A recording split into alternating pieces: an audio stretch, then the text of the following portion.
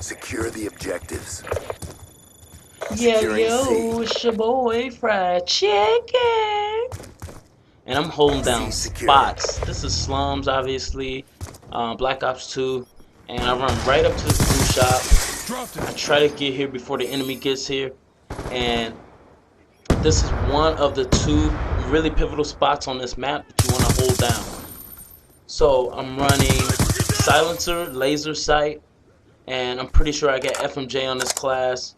I went without any kind of grenades right here, and it's important to do that because on this map, since you're going to be shooting through a bunch of stuff, there's buildings, there's brick walls, there's barrels. I mean, you're going to be shooting through so much stuff, so I wanted to make sure I had FMJ on, and since I wanted to hold down this spot, I definitely wanted to have the silencer down so the enemies wouldn't know my exact position.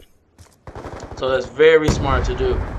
One of the reasons holding down this spot is important, especially on domination. Ooh, what's that? Just a wall bang headshot? I think so. Watch this, watch this.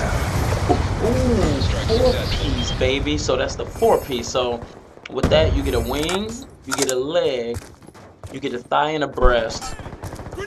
And if you're lucky, you can go ahead and get the red beans and rice, and that's what I got when I got my stealth chopper. So basically, holding this spot down prevents the enemy from flanking through. It's not camping because I'm actively preventing the enemy from either using this blue room to get into B, or kill my guys in the middle.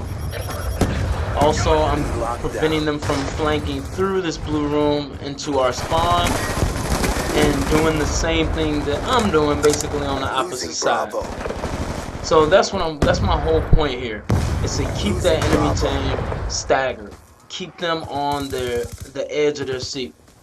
Now, a smart player or a smart team, when I've kept running up to this blue room as I'm killing them, that's something that I've learned over time playing Call of Duty. Obviously, when I was a novice, when I was a beginner, you know, I would just keep running to a spot and keep challenging that guy that's got the jump on me. But there's multiple things they could have done. They could have thrown smoke. They could have done shock charges. They could have done launchers, but it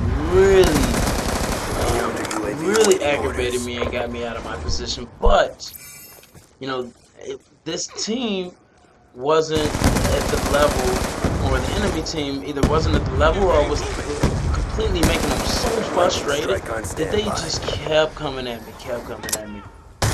So obviously mistake on their part. And then how I have my classes set up is that if they do counter me with stuff like launchers and stuff like that, I actually have classes to counter back, so I'm always ready for whatever situation comes at me. That's why I love having so many classes. Some people are like, oh, you don't need that many classes. Dude, I need my 10 classes because I have it set up so that when I'm in a certain situation, I can get out of it with a certain class.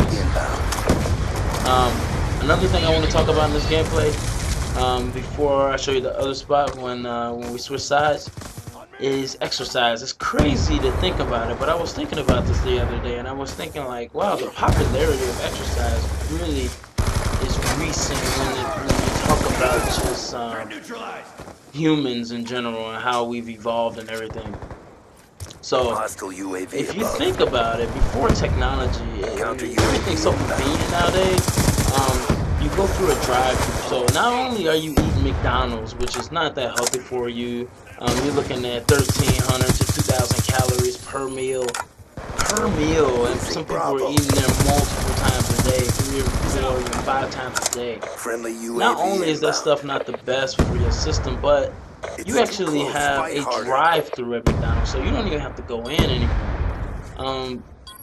A lot of our systems, a lot of the things that we need to get done are so automated nowadays that you don't really get the workout that you would, you know, back in the day when things were so primitive, you know, where you actually had to go out instead of going to a grocery store or something like that. You have to grow your food. You have to go out and you have to get animals to, you know, crops and breed and actually butcher your own meat and all that stuff, and that stuff kept you healthy. That was sort of like exercise. Just living throughout your normal daily activities was giving you enough exercise. And the boy was 29-1.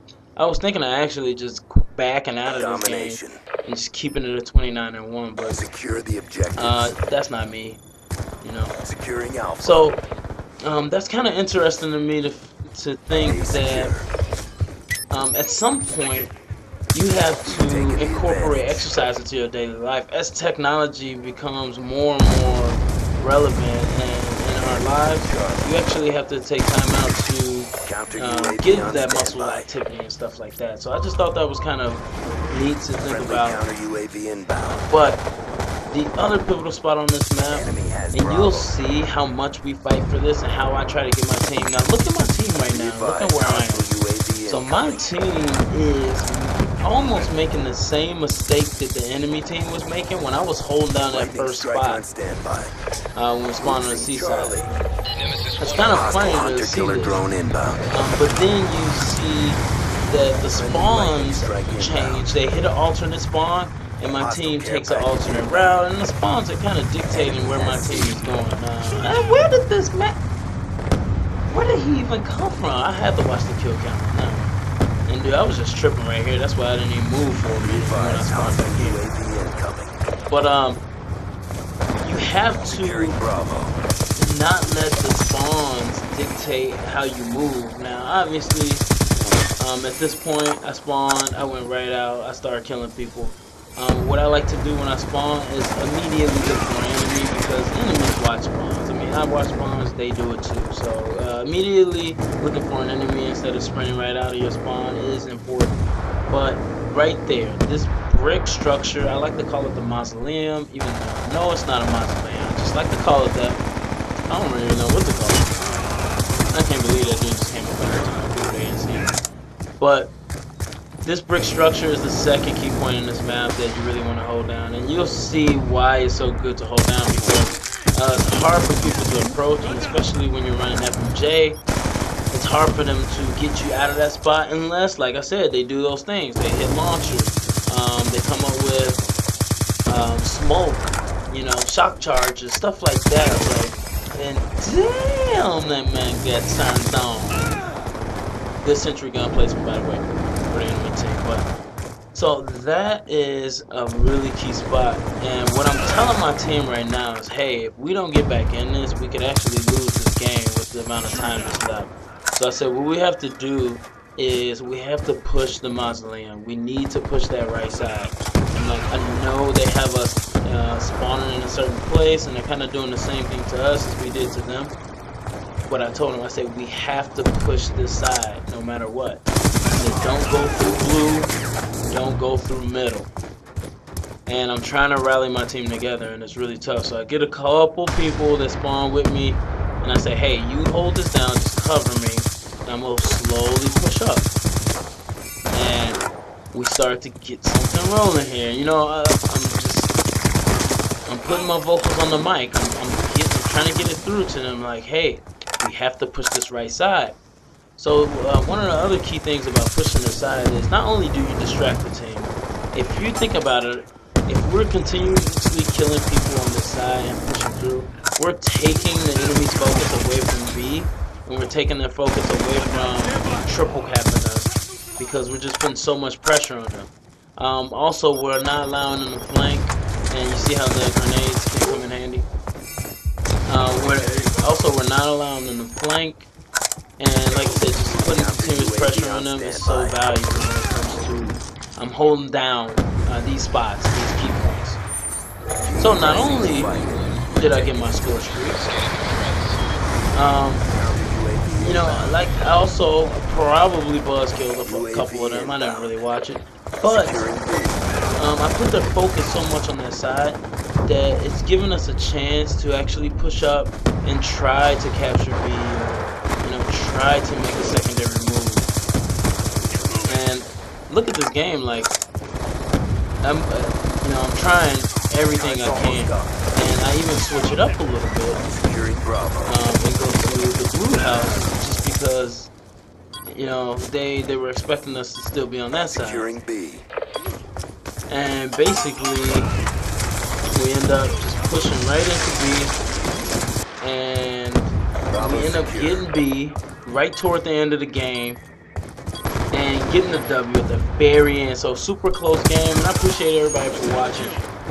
Leave some feedback in the comments about the exercise thing and about these spots if you use them. Let me know how successful you were. 52 and 10. It's been your boy, Fried Chicken. Holla back.